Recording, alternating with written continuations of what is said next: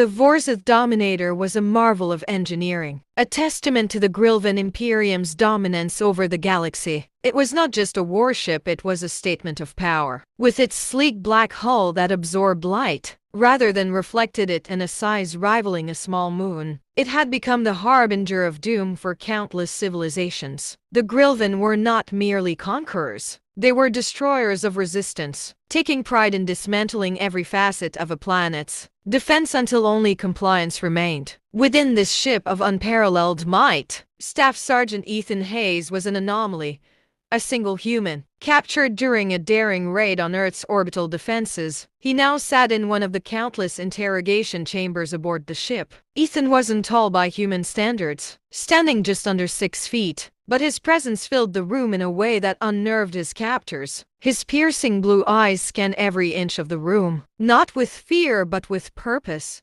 His posture, though restrained by energy cuffs, was not that of a defeated man but a coiled spring waiting to be released. Ethan had always been different, even among his peers in the military. Born into a family with a long history of service, he had grown up with tales of resilience and sacrifice. His great-grandfather had fought in the trenches of a world war. His father had served during the chaotic conflicts of Earth's unification. For Ethan, joining the armed forces wasn't just a duty, it was destiny. And when the Grylvan ships first appeared in Earth's skies, blotting out the sun with their sheer size, Ethan had been among the first to answer the call. The Grylvan, on the other hand, were a species that had never known true adversity. Evolved from apex predators on their home planet of Vorsith Prime, they had ascended to spacefaring capabilities thousands of years before humanity had even tamed fire. Standing nearly 8 feet tall, their chitinous exoskeletons shimmered in iridescent hues, and their mandibles clicked in patterns that, to untrained ears, sounded like the grinding of bones. Their culture revolved around dominance, physical, technological, and psychological.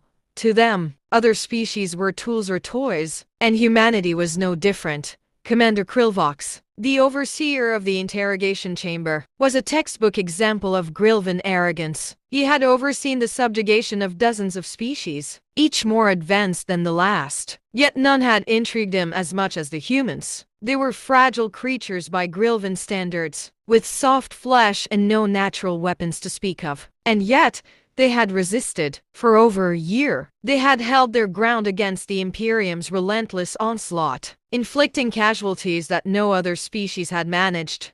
Krylvox leaned forward, his massive frame casting a shadow over Ethan.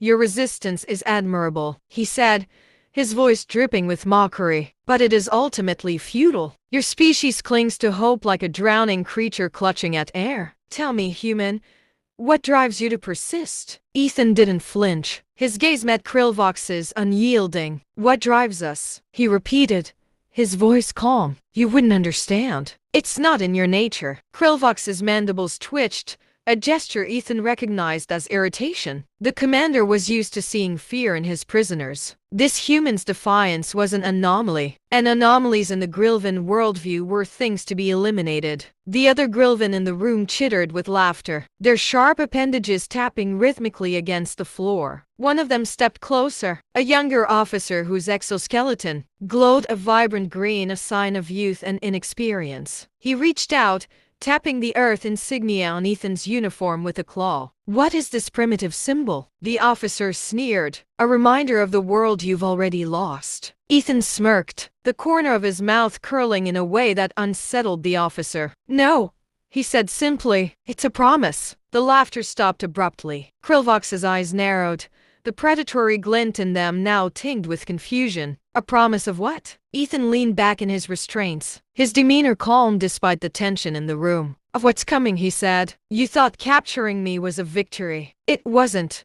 It was a mistake." For a moment, there was silence. Then Krylvox erupted into laughter, a harsh, grating sound that echoed through the chamber. The other Grylvan joined in, their amusement filling the room like a storm. But Ethan didn't laugh. He didn't even blink, because he knew something they didn't. What?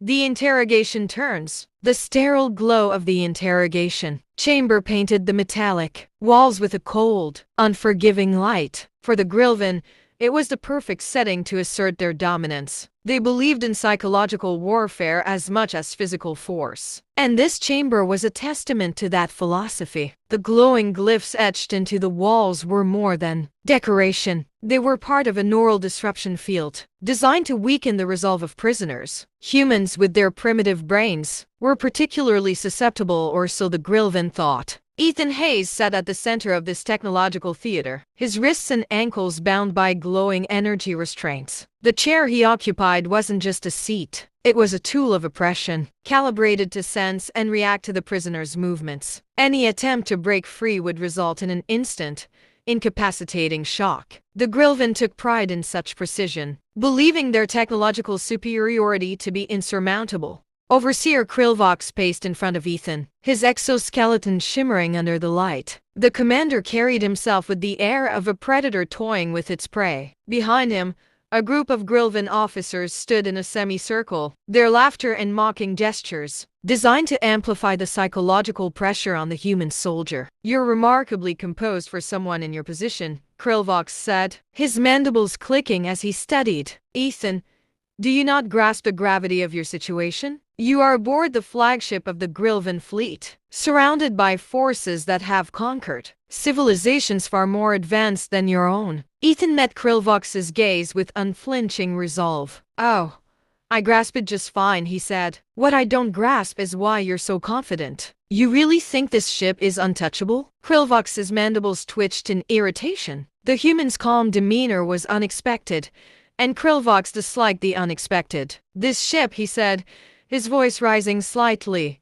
"is a fortress. It has crushed rebellions, dismantled fleets, and eradicated entire species. You are nothing more than an insect beneath our feet." Ethan tilted his head, a faint smirk playing on his lips. "If that's what you think, why bother interrogating me? If we're so insignificant, why not just crush us and move on?" The question hung in the air, a subtle challenge that Krillvox hadn't anticipated. The other Grylvan exchanged glances, their amusement dimming. Ethan had hit a nerve, and he knew it. Krillvox's mandibles clicked rapidly, a sign of frustration. "You misunderstand," he said. "This is not about necessity. It is about principle. Your species has been troublesome, uncooperative.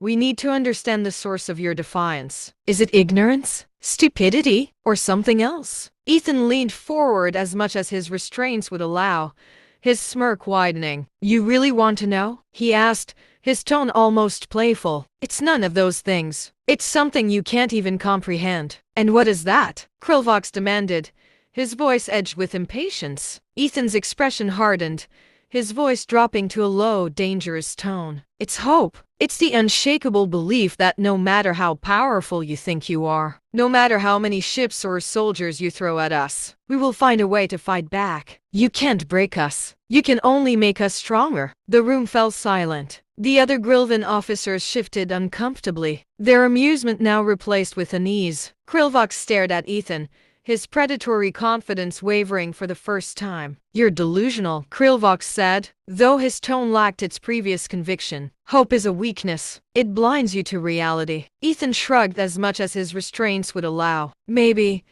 but it's also the reason I'm still here, and the reason you're about to regret ever bringing me aboard this ship." Ethan's smirk returned, and this time it was accompanied by a glint in his eyes that sent a shiver through the room. "Who said I was alone? Where?" The silent spark of revolution. The Vorzith Dominator was more than a battleship, it was a city in the void, housing tens of thousands of Grylvan soldiers, engineers, and scientists. It was the jewel of the Grylvan fleet, a symbol of their empire's unassailable might, stretching over 50 kilometers in length. Its interior was a labyrinth of corridors, hangars, command centers, and living quarters. Every inch of the ship was meticulously designed for efficiency, intimidation, and control. Deep within the ship's heart, hidden from the watchful eyes of its Grylvan masters, a spark had already been lit.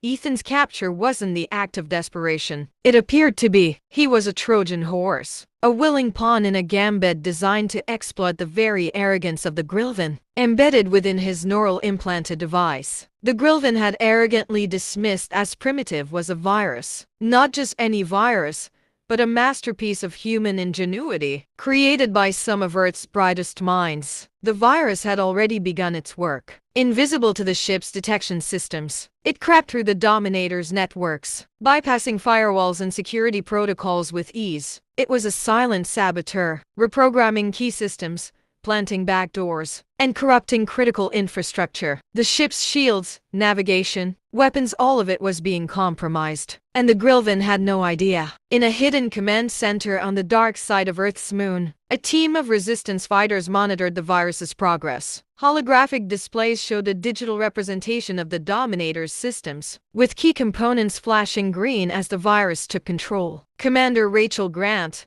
a veteran of countless battles against the Grylvan, stood at the center of the room, her arms crossed and her expression grim. "How long until the virus fully integrates?" she asked, her voice cutting through the hum of machinery. "5 minutes, ma'am," a technician replied. "Once it's in, we'll have control over their reactor, life support, and comms. They won't know what hit them." Rachel nodded, her gaze never leaving the display. "And Ethan?" "Still in the interrogation chamber," another technician said. "Vitals are stable. He's holding his own." Rachel allowed herself a small smile. "That's what he does. Keep monitoring. The moment we have control, I want teams ready to move." When?